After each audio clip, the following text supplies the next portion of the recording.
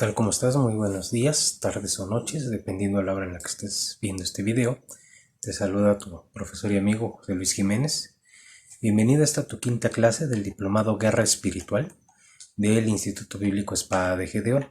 El tema que hoy nos atañe es la armadura de Dios, que encontramos precisamente con contexto principal en el libro de los Efesios, capítulo 6. Desde el versículo 13, permíteme leerte lo que dice. Dice: por tanto, tomad toda la armadura de Dios para que podáis resistir en el día malo, y habiendo acabado todo, estad firmes. Estad pues firmes, ceñidos vuestros lomos con verdad, y vestidos con la coraza de justicia, y calzados los pies con el apresto del evangelio de la paz. Sobre todo, tomad el escudo de la fe, con que podáis apagar los dardos de fuego del maligno. Y tomad el yelmo de la salvación y la espada del Espíritu, que es la palabra de Dios. Hasta el versículo 27, donde nos maneja esta parte que la espada precisamente es la palabra de Dios, es lo que vamos a tratar en esta clase. La armadura de Dios, por tanto, como su nombre lo indica, es la armadura de Él, y Él nos la presta precisamente para el combate que nosotros tenemos en las regiones celestes. Entonces, en este apartado trataremos algo de suma importancia para todo buen soldado, para todo aquel que milita dentro del ejército de Cristo, ¿verdad? Nos dice que precisamente nosotros debemos de llevar todo combate siempre bien protegidos. Por bien protegidos, el Señor tiene el cuidado de darnos esa armadura, esas partes de la armadura que protegen todo nuestro cuerpo. Pero antes déjame darte una breve introducción. En el pasaje de Efesios, la armadura tiene el siguiente significado ético: robusteceos, es decir, ser llenos de poder, investidos de poder. La palabra robustos en las escrituras, en toda la Biblia, es sinónimo de gente fuerte y poderosa, que goza de una buena salud y llenos de fortaleza física, con grandes músculos, y por ende robustecer es el equivalente a fortalecerse, hacer ejercicio, entrenarse y prepararse. Pero Dios nos ayuda en todo, claro que Él nos ayuda. Pues como buenos guerreros debemos estar en una excelente condición física, y más aún en una excelente condición espiritual, para poder presentar esta batalla que tenemos contra el reino de las tinieblas, que precisamente se libra en las regiones celestes, de donde nosotros somos ciudadanos, del reino de los cielos.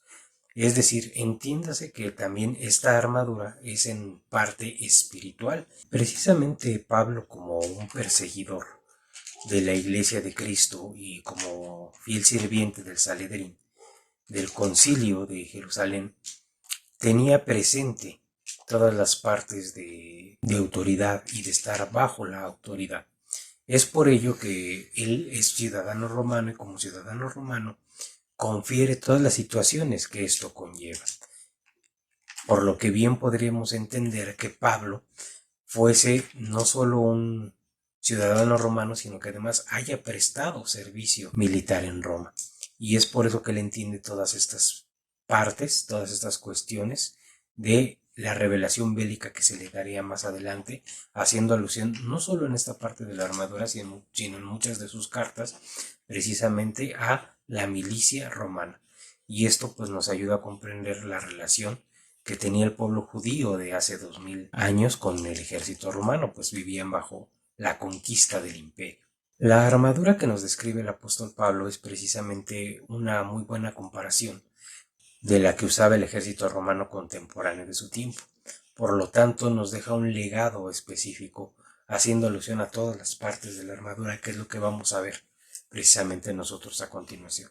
Las partes de la armadura que vamos a analizar son precisamente vistas desde una perspectiva ya sea espiritual, ética o moral, que son más bien la interpretación del autor o escritor del texto del manual de la materia, lo que implica que básicamente quedan libres también a la interpretación del lector o usuario del manual. Recordemos que esta es solamente una visión que nosotros podemos tener. Entonces, en imagen, en comparación, vamos a ver precisamente lo que nos es legado en estas partes de la armadura, tratando siempre de interpretar de una manera correcta. Porque recordemos que Efesios 6 es solo el clímax de lo que nos ha venido hablando el apóstol en su carta. Es decir, todas estas partes de la armadura y toda esta cuestión que nos marca como una acción que podríamos llamar bélica. Es precisamente solo la culminación, el clímax de todos los temas que el apóstol ha tratado posteriormente en la carta desde el capítulo número 1. Entonces esto viene a ser confirmación precisamente de lo que estamos viendo. Recordemos que esta carta es escrita cuando Pablo estaba preso en Roma y seguramente estaba siendo custodiado por algún par de soldados romanos, y cuando él veía a estos soldados pues hacía alusión precisamente a la armadura, ¿no? Recordando nuevamente que es una postura 100% defensiva, de defender la postura que tenemos, pues no es una postura ofensiva, es decir, Pablo no lo tomó de una invasión o una acción militar del ejército romano hacia otro pueblo, hacia una ciudad, sino más bien él toma el ejemplo de cuando está custodiado por soldados romanos precisamente en prisión.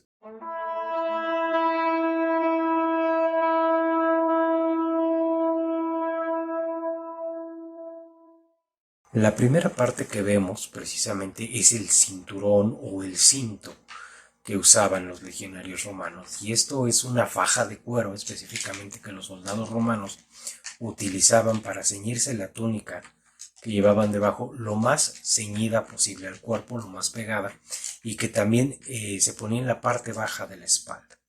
Entonces entendemos que la parte del cinturón de la armadura romana es el equivalente a una faja que hoy utilizaríamos para levantar pesas en un gimnasio.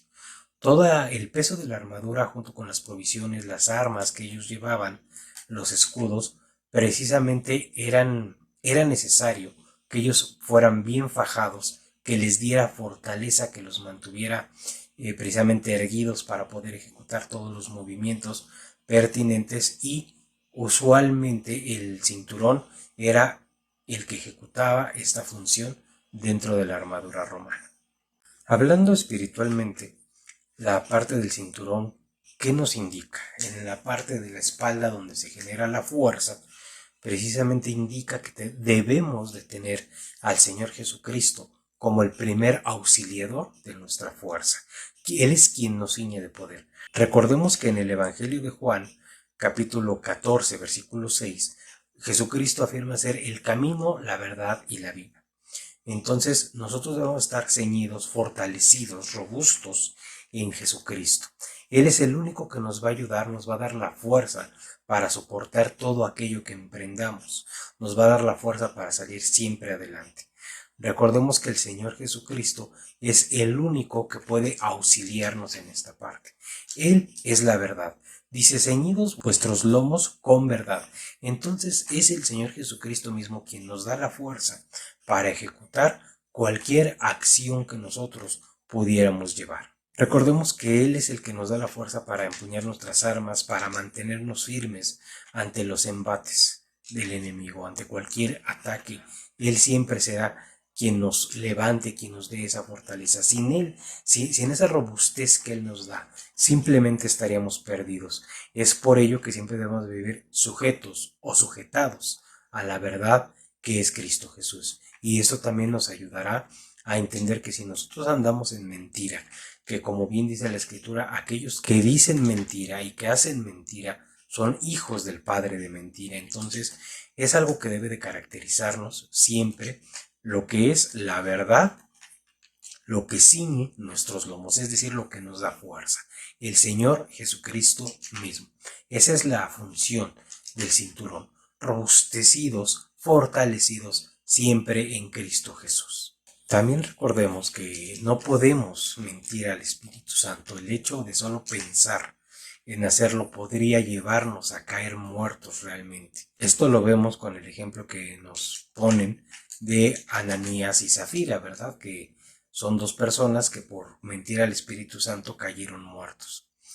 Entonces recordemos que este cinturón, este cinto de cuero que se usaba, también se utilizaba para sujetar la loriga, ¿verdad? O el tórax, precisamente, que usaban los legionarios romanos. Y era a veces tan grueso que cubría precisamente el vientre, el bajo vientre del portador, al cual también se le añadían en ocasiones tiras de cuero crudo, endurecido y a veces laminado con bronce, o algún otro material, precisamente para proteger. Estas tiras protegían los muslos y hasta un poco, unos centímetros arriba de la rodilla a los legionarios. Estas tiras tenían unas separaciones entre sí, lo cual generaba un faldón completo que les daba aún más protección, pero les permitía la movilidad.